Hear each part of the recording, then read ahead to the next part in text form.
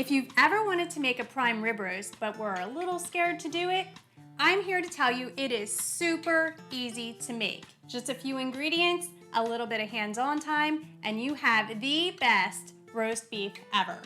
Let's get started.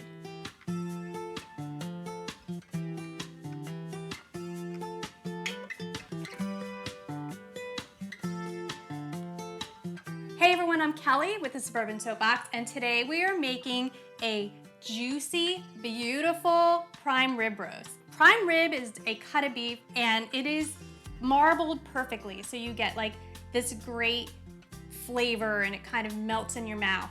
We're just gonna take a few ingredients and enhance it a little bit more and then roast it in the oven until it is tender and beautiful and just bursting with flavor.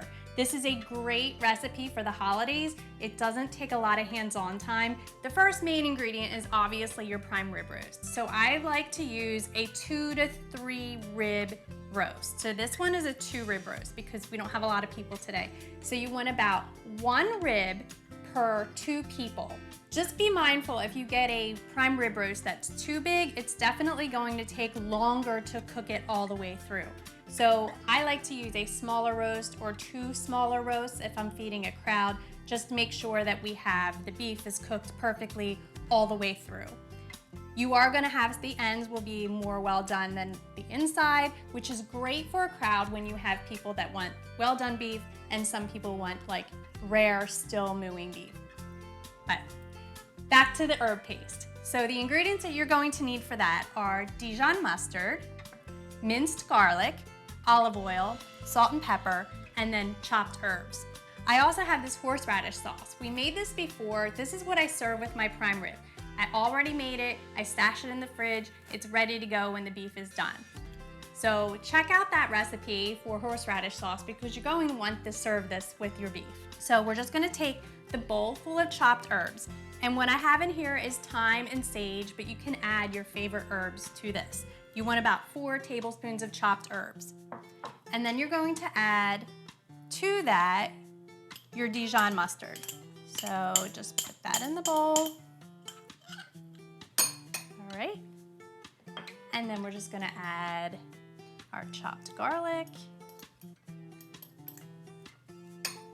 the olive oil, and our salt and pepper. If you want a little tang, you can add some lemon zest or orange zest, a little bit of orange juice. Anything you really think would enhance the flavor of your beef. I also have a recipe for prime rib roast with a horseradish crust that you can get on my website. It's very similar, it just has that zesty horseradish flavor in the crust of the prime rib roast. So we're just gonna mix all of this together. You can definitely whisk this up in advance.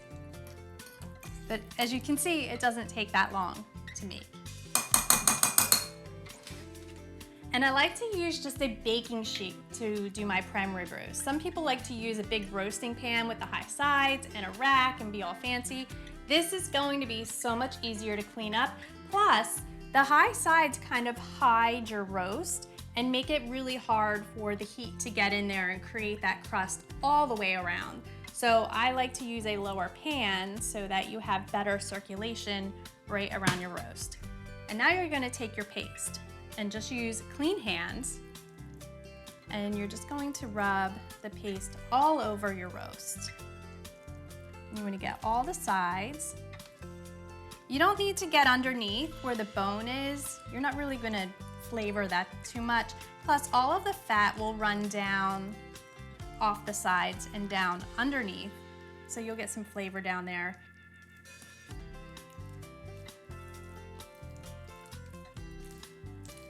Once you have your entire roast covered, you're going to just let it rest. So you can put it in the refrigerator. You can do this the night before, let it sit up overnight, Once you take it out of the refrigerator, you're going to let it rest, come to room temperature for about an hour, and then you're going to pop it in the oven at 500 degrees. You want a really high temperature to start off to create the crust on your rib roast. You're only going to sear this off for 30 minutes. Once you hit the 30-minute mark, turn your oven down to 325 and roast it for another hour and a half to 2 hours until your instant read thermometer reads 125 to 130 degrees Fahrenheit.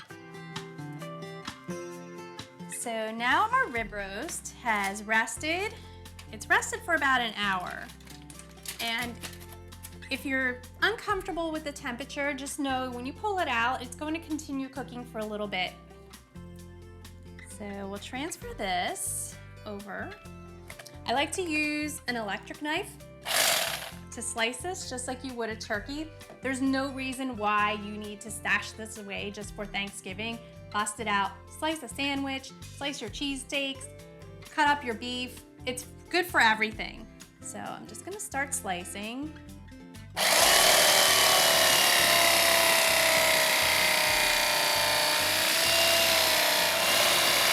And that's our first cut.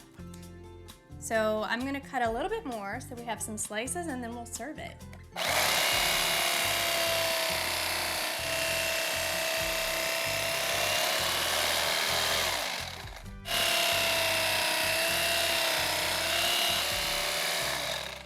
There we go.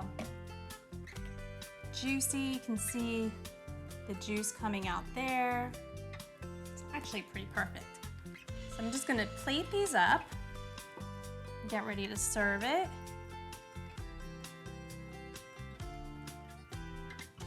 And just add a little bit of garnish. And you cannot forget the horseradish sauce. So I just like to serve it on the plate with the platter. We'll just add some fresh thyme.